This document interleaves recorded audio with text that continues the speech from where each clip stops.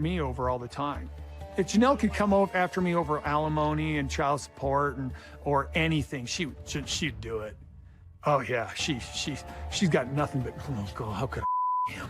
I feel her heart actually palpitating right now. Yeah. Eliza's like, no, no, no, no, no, no, no, no. There's a tradition, something borrowed, something blue, something old, something new. McKelty, Isabel, and I. She was in labor, in pain, about to bring their daughter truly into the world. And Kody, he left, not for an emergency, not to grab supplies. He left to change clothes and ended up at Robyn's house.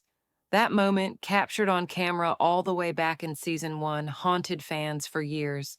But now, thanks to Christine's new book, we finally know how deeply it cut. In a recently leaked snippet, Christine lays it bare, how Kody abandoned her in the middle of labor, not just physically, but emotionally. And not once did he look back. This isn't some forgotten scene. We all saw the footage, Christine exhausted and alone, while Kody prioritized a woman who wasn't even his legal wife yet. TLC might have glossed over it at the time, but Christine hasn't forgotten. And now, neither have we. Hi friends, I'm Sarah, and this is TLC Sister Wives Daily. If you're as stunned, hurt, or just plain angry as I am rewatching this betrayal through Christine's own words, make sure you subscribe so you don't miss what's coming next. And I want to hear it straight from you. What did you feel watching that scene again, knowing what we know now?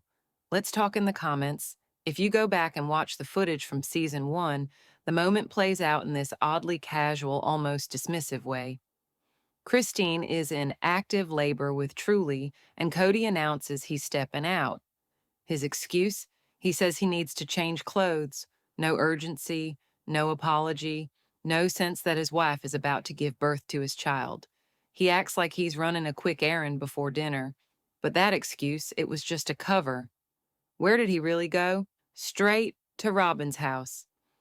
At that point in the show, Kody and Robyn weren't married yet.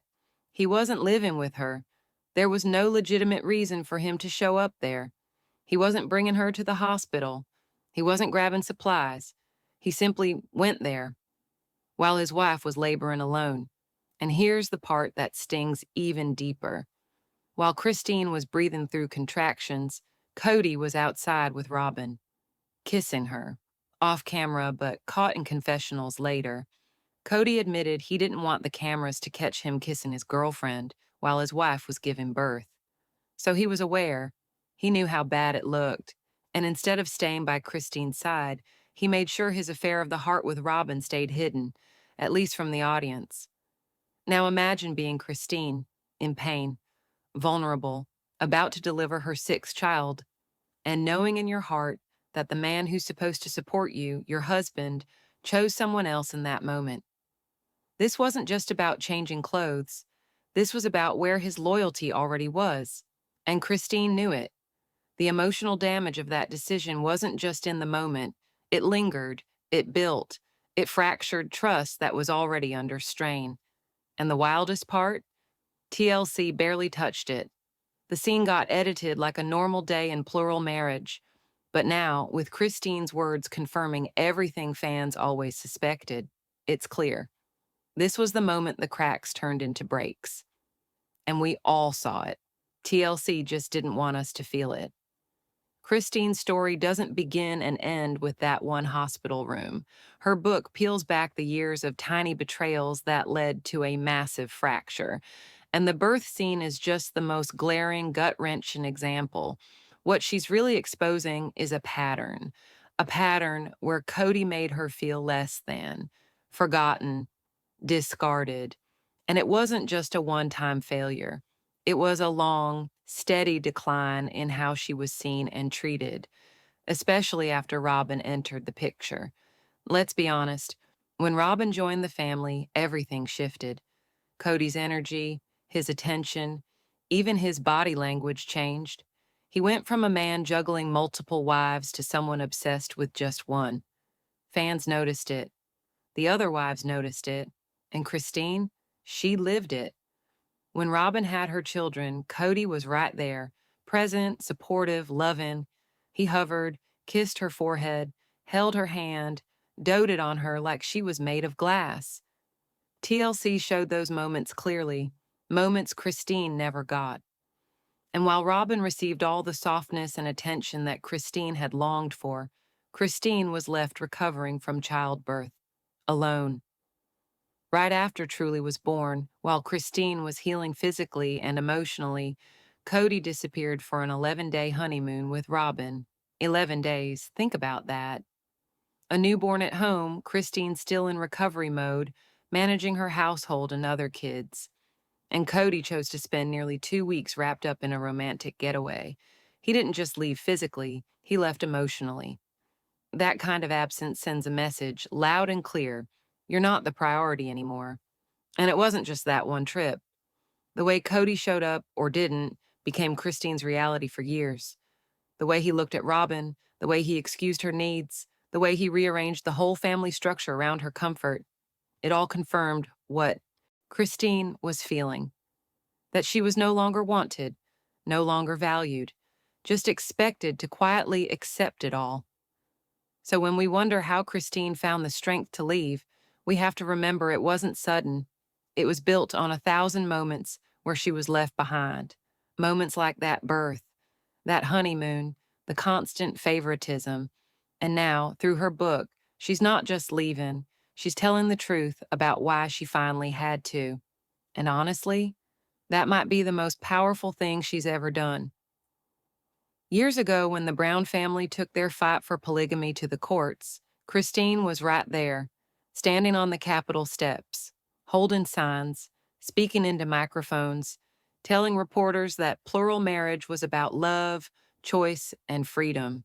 She was one of the loudest voices pushing back against the stigma, trying to draw a line between their family and the darker stories coming out of more extreme sects.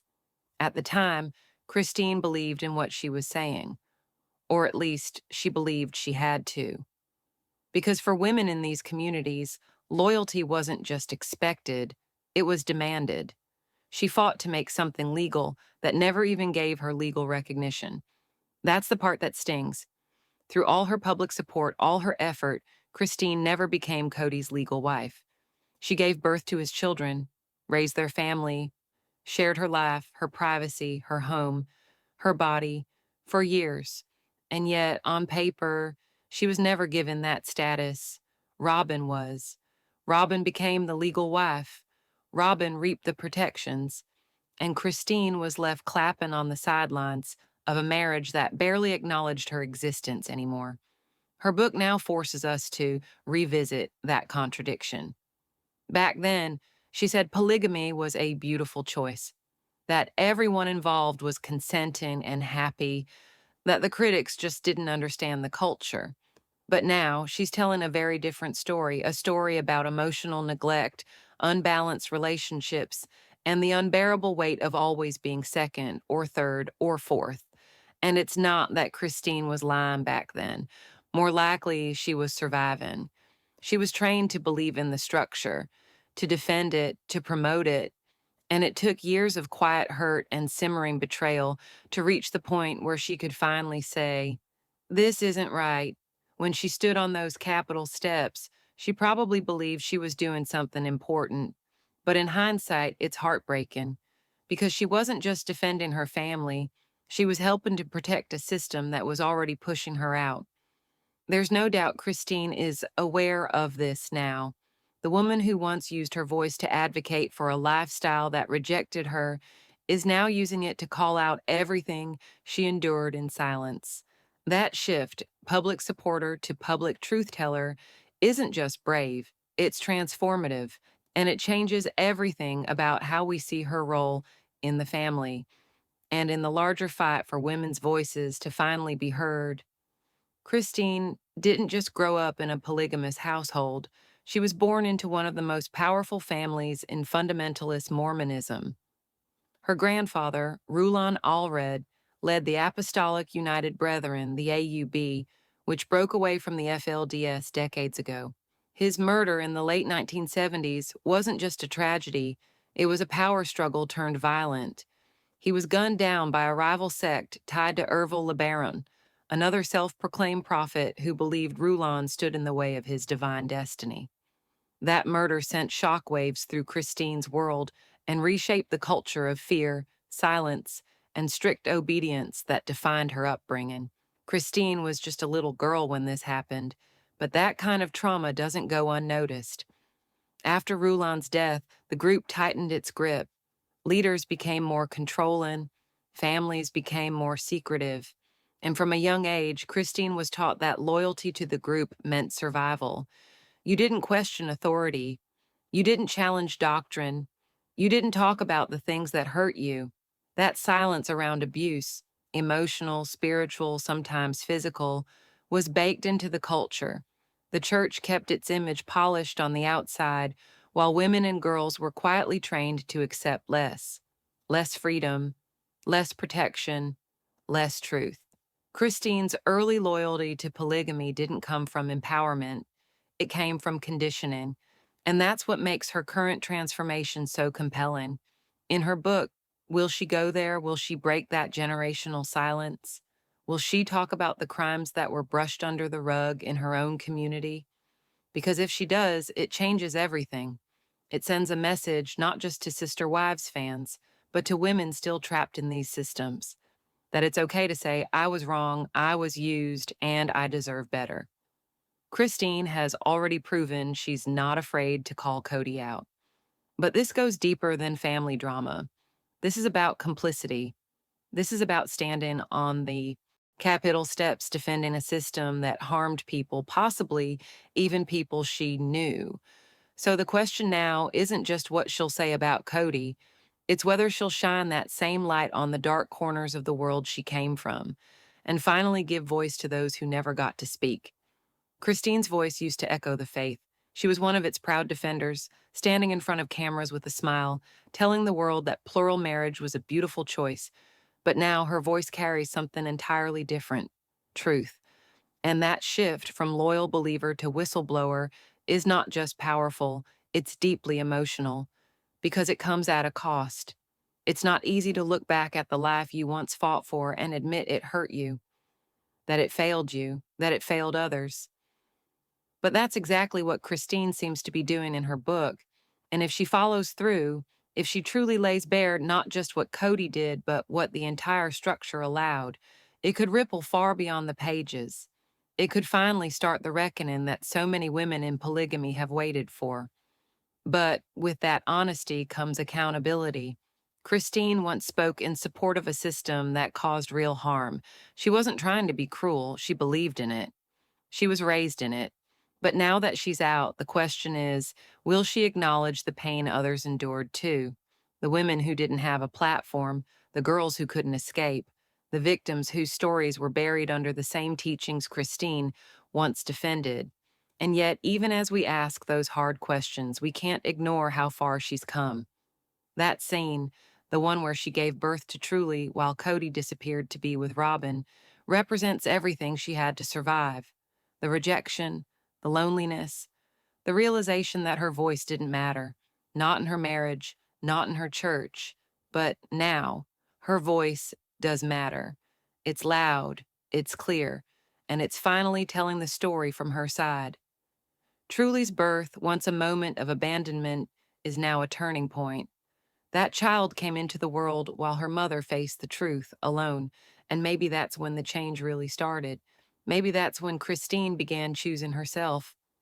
So I want to hear from you. Do you think Christine will fully speak out, not just about Kody, but about the system behind him? Drop your thoughts in the comments. And if you haven't already, please subscribe to TLC Sister Wives Daily. We're just getting started. More truth is coming.